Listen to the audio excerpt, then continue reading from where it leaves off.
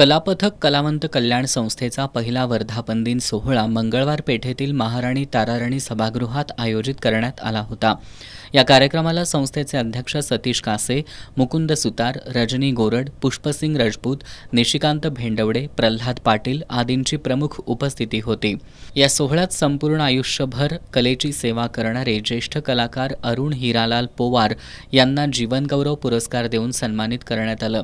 यावेळी संस्थेच्या पदाधिकाऱ्यांनी मनोगत व्यक्त करताना कलाकारांनी एकजूट होऊन आपल्या न्याय हक्कांसाठी जागृत होणं गरजेचं असल्याचं सांगितलं। शासकीय स्तरावर अनेक योजना असतात, त्याचा तळागाळातील कलाकारांना लाभ मिळणं गरजेचं आहे। ते मिळवून देण्याचं काम संस्था करेल। यासह संस्थेकडून सातत्यानं सामाजिक उपक्रम राबवून सर्व कलाकारांची मदत केली जाईल अशी ग्वाही पदाधिकाऱ्यांकडून देण्यात आली।